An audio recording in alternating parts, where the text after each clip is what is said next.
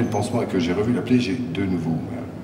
Là, j'ai compris un truc essentiel, c'est que pour avoir mal, il faut d'abord identifier une situation douloureuse. C'est à peu près à cette époque-là que j'ai allumé la télévision, ce qui m'arrive pas souvent, et je suis tombé sur Dan, qui a fait venir... Vous verrez aussi.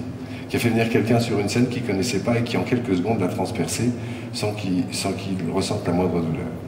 Ce jour-là, je me suis dit, soit il a compris des choses qu'on n'a pas compris dans les écoles médicales, soit c'est de l'arnaque, donc je suis allé voir. Je me suis inscrit à l'école centrale d'hypnose comme gérant de société.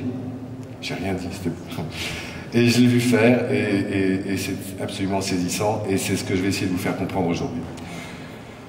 Mon travail aujourd'hui, enfin mon plaisir aujourd'hui, c'est de vous expliquer un petit peu à quel point l'hypnose peut agir aussi sur la douleur. Vous avez tous compris qu'on a un cerveau gauche et un cerveau droit. C'est une simplification bien sûr, mais ça permet de comprendre. Votre cerveau gauche, c'est votre cerveau conscient, et votre cerveau droit, c'est votre cerveau émotionnel. Votre cerveau droit émotionnel, c'est le disque dur. Il y a tout là-dedans. Il y a tout le passé, il y a toutes les ressources, il y a toute la puissance. Et si on arrive à avoir accès au cerveau émotionnel, eh bien on a accès au passé et à la puissance et à toutes vos ressources. Et ça marche même très très bien pour la douleur.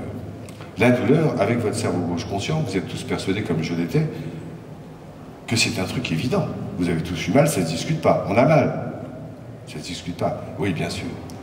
Ça ne se discute pas, sauf que, en y pensant bien, vous vous rendez tous bien compte que la douleur, c'est une sensation variable d'une personne à l'autre, et chez la même personne d'un moment à l'autre.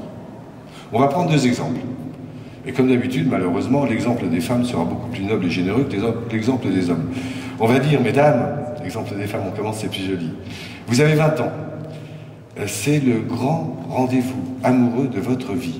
En tout cas, à ce moment-là, vous en êtes persuadé. Vous avez une petite paire de chaussures toute neuve, vachement mignonne, qui vous fait horriblement mal aux pieds.